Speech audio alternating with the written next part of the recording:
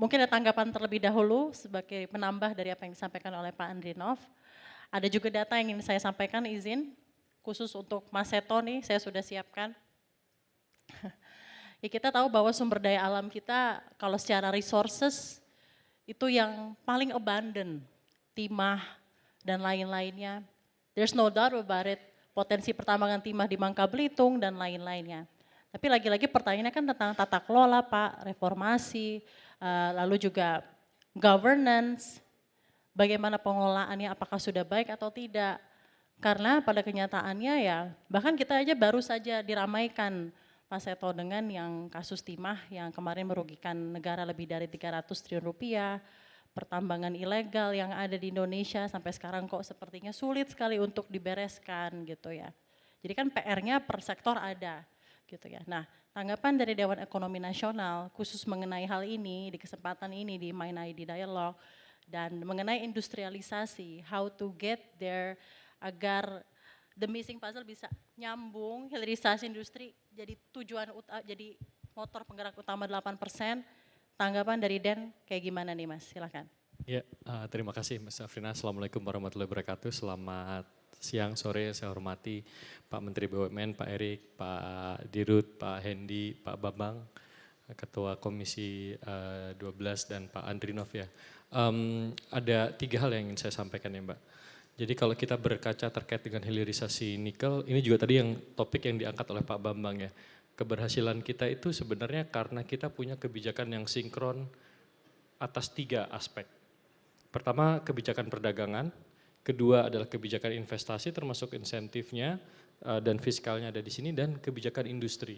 Ini harus sinkron, ketika kita membangun industrialisasi, ini kalau ada satu yang nggak sinkron, pasti akan jalannya lambat.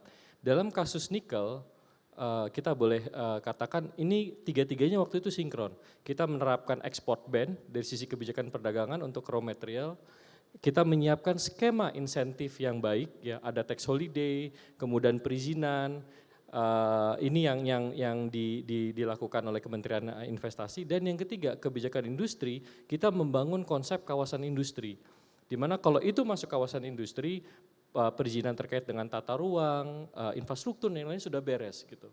Jadi sebenarnya kalau saya lihat ini tadi termasuk diskusi dengan Pak Bambang, ini 3-tiganya harus sinkron. Kalau 2 yang sinkron, misalnya fiskalnya nggak sinkron, ya akan susah. Jadi ini yang harus terus kita lihat, apakah ketika kita punya program untuk misalnya melakukan hilirisasi atau industrialisasi ini, 3 hal ini penting. Kalau kita mau mencoba menarik industri misalnya, tapi kebijakan perdagangan untuk impor salah satu bahan bakunya dipersulit, gitu ya, perizinannya berbelit-belit, ya nggak akan jalan juga. Gitu. Jadi 3 hal ini menurut saya penting, itu yang pertama. Yang kedua, ketika industrinya masuk, maka yang perlu untuk diperhatikan adalah bagaimana kita bisa memastikan adanya transfer of technology. Ini menjadi satu hal yang penting terutama dalam aspek geopolitik yang ada sekarang. Beberapa hari yang lalu Kementerian Perdagangan Tiongkok baru saja mempropos untuk mendapatkan tanggapan publik untuk menerapkan ekspor kontrol terhadap katoda baterai. Artinya kalau ini nanti dipersetujui untuk baterai LFP, itu akan sulit untuk membangun teknologi LFP yang patennya sudah ada di Cina. Akibatnya kalau buat negara-negara lain, Indonesia, Korea, ataupun yang mau mengembangkan baterai LFP, nggak bisa. Buat kita, ini ada bagusnya. Kenapa? Berarti kita masih bisa nih mendorong untuk teknologi NCM, nickel based baterainya. Karena kalau nickel based baterai, katodanya Korea juga sangat bagus, di Eropa ada Umicore juga ini. Jadi ini lebih terdiversifikasi gitu. Tapi kan kita tidak hanya bisa mengandalkan itu saja, perlu kita dorong bagaimana pengembangan teknologi di dalam negeri ini juga bisa berjalan. Dan dalam kasus ini saya kira dari grupnya Main ID, Pak Hendi, dari Vale, Ibu Febri, ada satu proyek investasinya yang baru-baru saja mereka tanda tangani untuk membangun HPAL, itu termasuk R&D-nya. Jadi nanti teknologi HPAL-nya bukan lagi menggunakan paten yang ada di Tiongkok, tapi paten yang sudah ada di Indonesia. Jadi ini penting, karena nanti begitu geopolitiknya memburuk, Amerika sampai bilang pokoknya saya nggak mau ada hal-hal yang berbau Cina, ya kita jadi stuck. Tapi kalau kita punya teknologi ini tadi, ini akan menjadi posisi yang unik. Jadi kita lagi melihat yang baterai katot ini, kalau ini kemudian diteruskan, ya buat kita bagus untuk NCM-nya. Tapi kita tahu bahwa nggak semuanya itu bisa pakai NCM.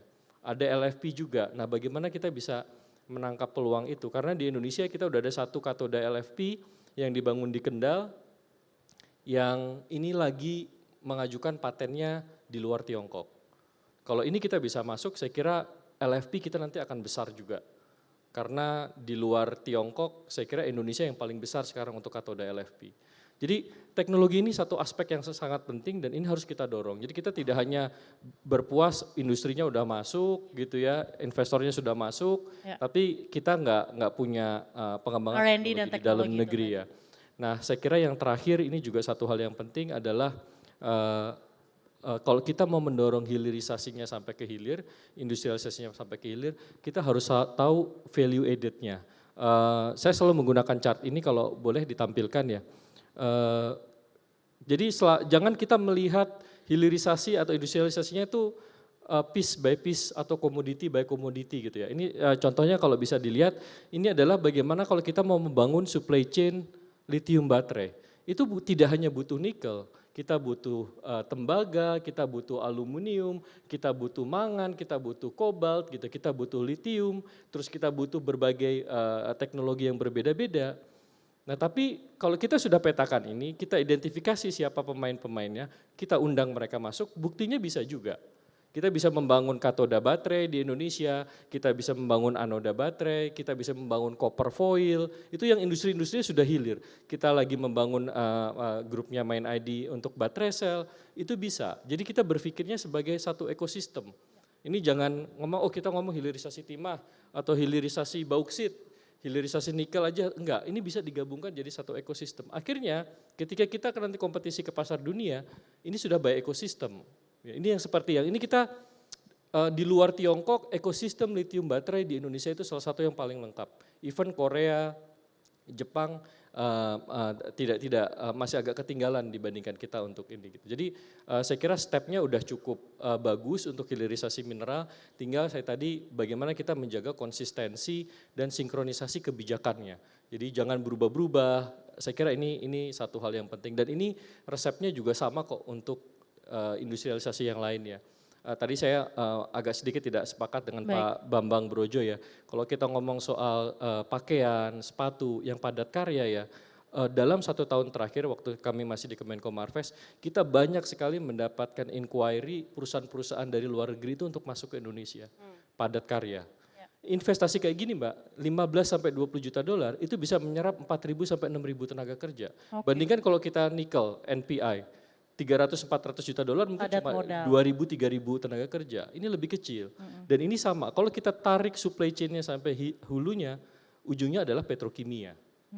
Jadi itu yang kita harus melihat bagaimana posisi competitiveness-nya, kebijakan tadi, perdagangan, kebijakan industri, kebijakan investasi itu harus sinkron semua.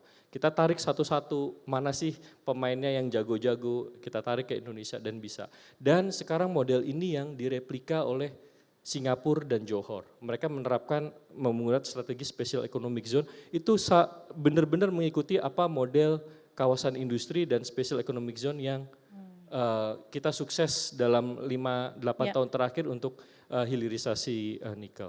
Jadi justru menarik. Sedikit saja izin Pak Erik, saya ingin Pak Erik mendengar langsung closing statement dari masing-masing ya Pak ya. Karena kan habis ini kan sesi ya Pak Erik ya Pak ya. Jadi tentunya pasti ada tanggapan dari Pak Erik atas apa yang disampaikan oleh Pak Bambang Patijaya, Pak Andrinov dan juga Pak Seto. Apa yang ingin disampaikan Pak Seto di kesempatan kali ini? Singkat saja. Ya, kalau dari saya ngelihatnya khusus untuk banyak komoditas mineral, tantangan ini sudah beda. Jadi ketika tadi ekosistemnya kan kita sudah ada yang masuk ke midstream, ada yang sebagian udah masuk ke downstream ya. Ketika sudah masuk ke midstream dan downstream itu tidak lagi tergantung kepada availability dari raw materials. Jadi kita perlu kebijakan industri, kebijakan investasi, dan kebijakan perdagangan yang memang lebih favorable. Ini beda. Misalnya saya ambil contoh untuk bikin baterai sel itu bukan karena ada tambang nikel di Indonesia, tapi apakah di Indonesia itu pasar mobil listriknya tumbuh dengan besar atau tidak.